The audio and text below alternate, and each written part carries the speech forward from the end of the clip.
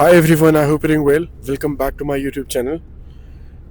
Some people have been asking about what are the expenses जब आप Saudi आते हैं तो आपके living expenses क्या हैं. तो we will talk about the expenses based on my experience.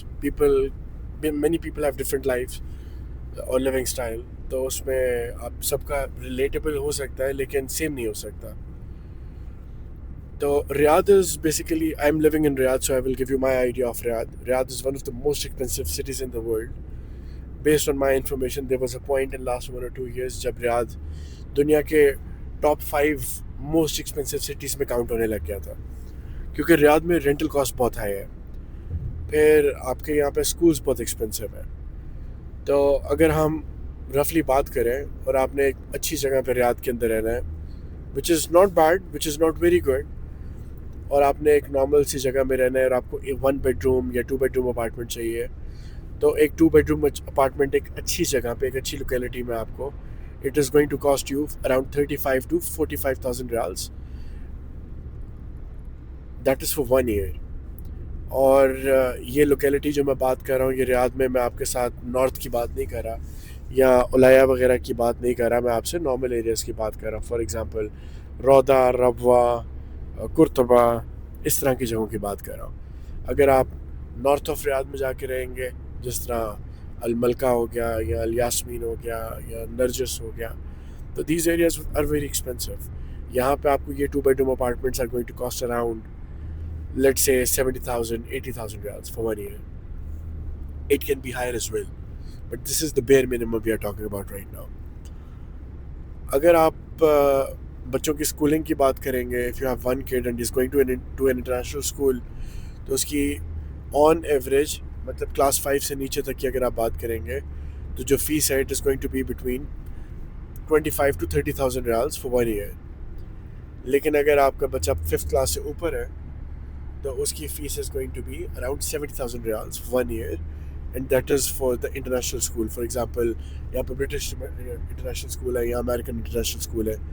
लेकिन अगर आप एम्बेसी स्कूल में बच्चे को भेजते हैं, जैसे पाकिस्तानी एम्बेसी स्कूल है, इंडियन है, या बाकी एम्बेसी के स्कूल्स भी हैं यहाँ पे, तो उसकी इतनी ज़्यादा फीस नहीं है. It is around 1,500 riyals per month, 1,000 riyals per month और 2,000 riyals per month, depends on the nationality कि आप कौन से उस स्पेसिफिक एम्बेसी स्कूल को टारगेट कर रहे हैं.